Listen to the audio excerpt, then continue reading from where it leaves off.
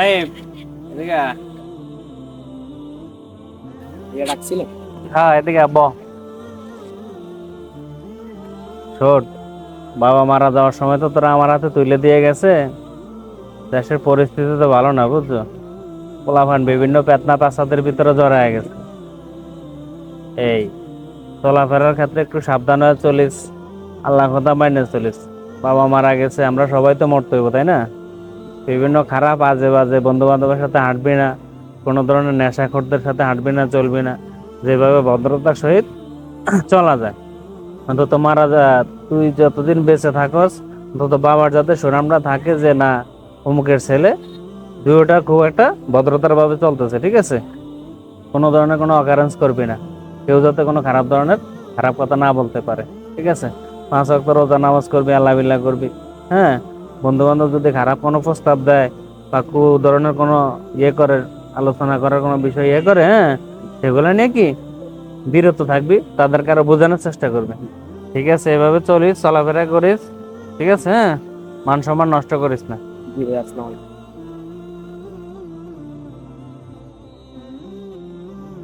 আল্লাহ, বাবা তো বাইডারে আমার হাতে তুলে দিয়ে গেছে, বাইডারে সমস্ত শয়তানের ফেতনা ফাসাদ থেকে বাঁচায় রাখো, হেফাজত করে রাখো। দেখো, দোস্ত, যে মেয়েটা আছে না, 2 দিন হয়েছে আমার ফ্রেন্ড রিকোয়েস্ট দিতে, বুঝো দোস্ত?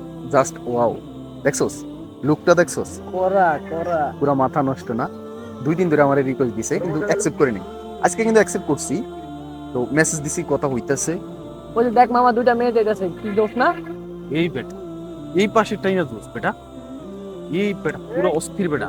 ওইটার থেকে এটা কিন্তু বেশি জোস ছিল। না মামা, ওই পাশেরটা দোষ। না যা বেটা, এই যে এই পাশেরটা দেখ, এই না পাশেরটা না, দেখ, এই পাশেরটা দোষ। আর এই পাশেরটা দেখ, সাইজ ঠিক আছে। এটা আমার লাগে মানে গো। হ্যাঁ বেটা, এটা আমার লগে মানে আমি একটা ছবি তুলে রাখি বেটা, ফোনের ক্যামেরা 100 জুম আছে বেটা। ও বেটা অস্থির। অস্থির। চলবো না? একবারে ফাটাফাটি। করা কিন্তু বন্ধু, উফ, এই বেটা। ওই মামা, রাইম যাইতেছে। এ রাহিম, এদিকে এদিকে এদিকে আর যাই কই। এ বেটা, রাহিমের তো গেটআপ টেটআপ পুরো সেন্স, এমন কে বুঝলাম না। এদিকে আয় বন্ধু, এদিকে আয়। বুঝলাম না তোর চলাফেরা এমন কা, গেটআপ টেটআপ পুরা চেঞ্জ, বুঝলাম না কি সমস্যা। 2 দিন আগেও আড্ডা দিলি, আর তো দেখাই যাইতাছে না তোর চেঞ্জ মানে পরিবর্তন, কি বুঝলাম না, এমন হয়ে গেলি কে? একটু আগে দুইটা মেয়ে গেছে, চান্স মামা অস্থির। মামা ছবিগুলো দেখা থেকে আরে ছবি দেখবি বেটা? দেখ দেখ। দেখ মামা। দেখ মোমো পুরা অস্থির। এগুলো আমার কি দেখাস?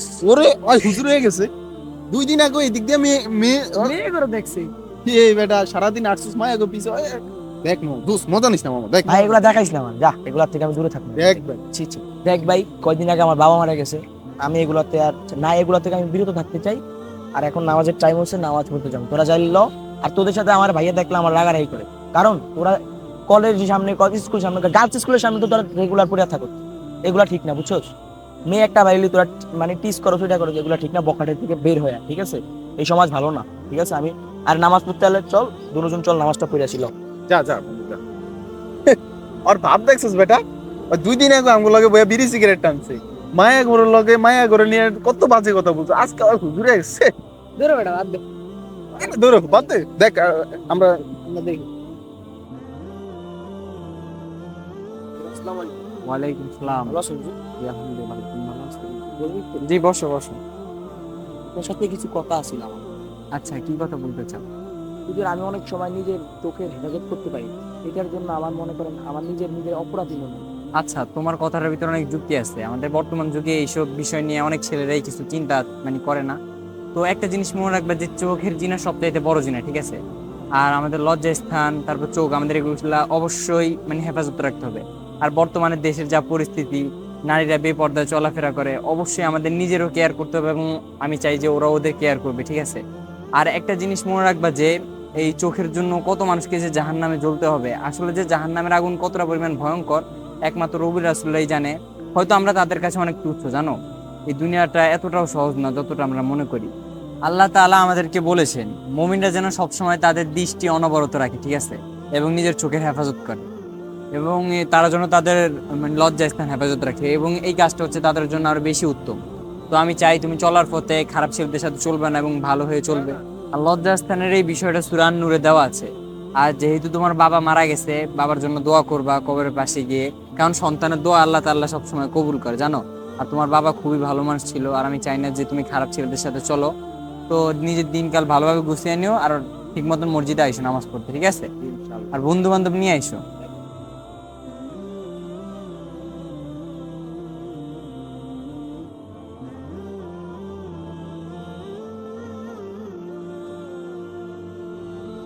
রাহিম, কই গেছিলি?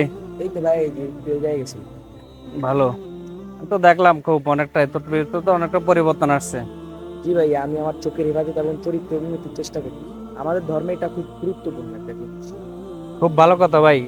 আল্লাহ পাক আমাদের সবাইকে সঠিক পথে চলার তৌফিক দান করুক। ঠিক আছে, যা বাসায় যা, আমি একটু বাজার থেকে আসতেছি। হ্যাঁ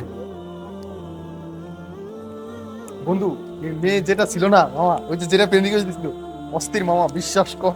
কালকে দেখা করছিলাম কফি হাউসে, বুঝছো? কফি খেয়েছিলাম দুজনে মিলে। ভাই তোরে নেওয়ার টাইম নেই বেটা, তোরে নিলে কি লাভ হইব? শোন, মনে করস কফি শপে মনে করস একটা জোকস একটা রাস তুই এইভাবে সময় নষ্ট করতে মুডটা ছিল কি আর কি করলো এটা? মুডটা ছিল কি মামা, দোষ একটা মুড ছিল, আর মুডটা নষ্ট করেছে না। তোরা কি ভালো হবি না? আমরা তো ভালোই বেটা, খারাপ কই না। খারাপ এই সময় আর নাই খেলো। আচ্ছা, আর নাই দিন। তুই যাইতাছিস কই বন্ধু? যা তো, যা যা যা। আমি যাই নামাজ তোরও নেই আমার সাথে নামাজ চল। নামাজ পড়ে কোনো লাভ হইব বেটা? এটা শুধু তোদের চরিত্র নষ্ট করতেছে না, তোদের জন্য সমাজের অন্যান্য পোলাপানে নষ্ট হইতেছে। এই বেটা, তুই প্রতিদিন বয়ান দাস, ওই দিনও সময় নষ্ট করলি, আজকেও সময় নষ্ট করতে কি লাভ? এই দেখ, আমরা ফিল্ম নিতেছি, সিল করতেছি, মায়া দেখতেছি, মজা এখানে। তুই শুধু শুধু সময় নষ্ট করতে মসজিদে যাইতাছস, কি লাভ? এগুলাই মজা পৃথিবীতে, আর কোনো মজা নাই। আর কি মজা হইতে পারে? নামাজ, আল্লাহর ঘর, নামাজ একটু যা দেখ, নামাজ একটু সেজদা দেখ, কি মজা না দেখ। মন থেকে একটু সেজদা দে আল্লাহ তাআলার, কাজ কর। তোরা তো শুধু এই বকাটে কাজই করবি সারা জীবন। কবরে গেলে কি জবাব দিবি আল্লাহর কাছে? বল আমারে। কিছুদিন আগে আমার বাবা মারা গেল, আরো কয়দিন আগে ওই যে আমাদের কলেজের আমাদের ক্লোজ ফ্রেন্ড ছিল, বাইক অ্যাক্সিডেন্টে মারা গেল। হয়াতের কোনো মেয়াদ নাই, ঠিক আছে? তো তোরা যেগুলা করতেছিস সেগুলো ঠিক না, আল্লাহর প্রতি ফিরে আয়, ঠিক আছে? নামাজ কালাম পড়, আল্লাহ রোজা কর ভাই, এগুলো ঠিক না। তোদের কারা এর থেকে বেশি আমি আর কিছু বলতে চাই না। বোন দেখ, আমি তোরে একটা কথা কই, মরতে হবে সবাই, দুনিয়ার চিরস্থায়ী না। কিন্তু একটা জিনিস কি জানো, মরণ তো মরতেই হইবে, একটু মজা করে নেই, এনজয় করি, বুঝছ নাই? মরার আগে দরকার হইলে তবা করে লমু। তোরা আমার বন্ধু ছিল, এটা আমার ভাবতেও লজ্জা লাগতেছে। এই কথা কেমনে বলছ তোরা? আমি বন্ধু হিসাবে যেটুকু বলার সেটুকু আমি তোদেরকে বলছি। এবার এটা তোদের মানা, তোদের এবং চলা, এগুলো তোদের উপর ডিপেন্ড করে, ঠিক আছে? তো আমার আর এর থেকে বেশি কিছু বলার নাই। তোরা যদি ভালো হবি, আর না হলে তোদের জবাব তোর আল্লাহর কাছে দিবি। আমার এখানে কিছু করার নেই। যা যা। আল্লাহ তুমি সবাইকে হেফাজত করো, এবং আমার দুই বন্ধুকে। বন্ধু, ওই যে কথাটা কয়ে গেছে, খারাপ করে নেবে। দেখ, মানুষ কিন্তু মরে যেত আমরা, না? এটা জিন্দগি চিরস্থায়ী নাই। যে কিছুদিন আগে আমার বন্ধু মারা গেল না, অ্যাক্সিডেন্টে, বাইক অ্যাক্সিডেন্টে। দেখ, ও আর কখনোই ফিরাইতে পারবো না আমাদের মধ্যে। ওর কিন্তু এখানেই শেষ। এবার ওর পাপ কর্ম দুনিয়াতে যা করছে এগুলোর হিসাব কিন্তু ওর দিতে হবে, ঠিক আছে? এই যে আমরা বলি যে আমরা তোবা পড়বো মৃত্যুর আগে, আচ্ছা কখন মৃত্যু, এখন যে আমরা বাসায় ফিরে যাবো এরকম কোনো গ্যারান্টি নাই তো। আমরা যে যাইতে পারবো, এই যে রাহিম তো মনে করো যে ভালো হয়ে গেছে, ওর হিসাবও দিব, আমাদের হিসাবও আমাদের দিতে হইব না? যে যদি যাওয়া বাসায় যে ফিরার পথে যদি আল্লাহ না খাস কোনো কারণে যদি আমরা মৃত্যুবরণ করি, এই হিসাব কিভাবে দিব আমরা? চল আমরা একটা কাজ করি, ইমাম সাহেবের কাছে যাই, আমরা এটার একটা হাদিস জানি, বা ওনার কাছ থেকে আমরা কিছু একটা পরামর্শ নেই যে আমরা যেগুলো করতেছি এগুলো কি ঠিক নেই, বা কিভাবে আমরা ভালোর পথে ফিরে আসতে পারি, বা আমরা কিভাবে তওবা করতে পারি। চল।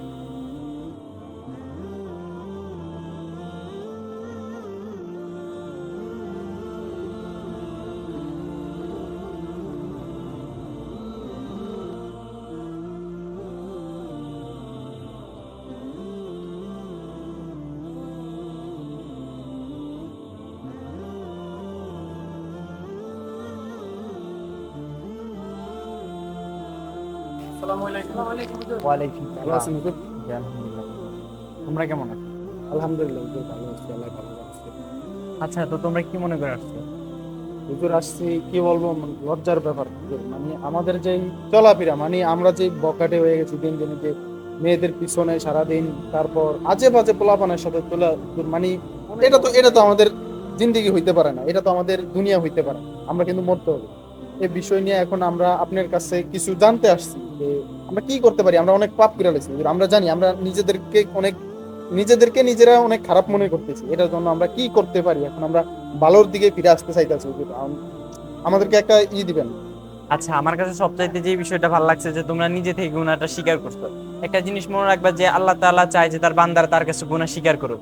এখন যেহেতু তোমরা তোমাদের ভুলটা বুঝতে পারছো, এখন তোমরা এই সমাজে আসো, এই সমাজের নারীরা অনেক খারাপ, তো তোমরা একটু দেখে চলার চেষ্টা করবা, নিজের চোখের হেফাজত করবা, লজ্জা স্থানে হেফাজত করবা। আর একটা জিনিস মনে রাখবা যে চোখের জিনা সবচেয়ে বড় জিনা।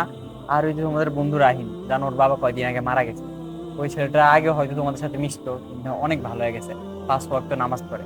কারণ আমি চাই ওদের সাথে বন্ধু যেহেতু একসাথে আসবা, মসজিদে নামাজ পড়বা, এলাকারও একটা সুনাম হবে, বুঝছো? এবং নামাজ পড়লে এমন না যে তোমাদের এটা খারাপ, নামাজ যত পড়বা তোমাদের উপকার হবে, এলাকায় মানুষদের দাওয়াত দিবা, মুরব্বীদেরকে সাহায্য করবা, সম্মান করবা এবং নারীদেরকে সম্মান দিবা, ঠিক আছে? আর এইভাবে যদি চলতে থাকো তোমাদের জীবনও সুন্দর হবে এবং আল্লাহ তোমাদের জন্য দেখবেন মরণের পর নিশ্চিত জান্নাতের ব্যবস্থা করে রাখছে, একটা উত্তম উপহার রাখছে তোমাদের জন্য। আশা করি ভালো হয়ে চলার চেষ্টা করবা। তো এখন মাগরিবের আজান দিছে, চলো আমরা নামাজটা পড়ে আসি, তারপর আমরা একসাথে যাবো। চলো।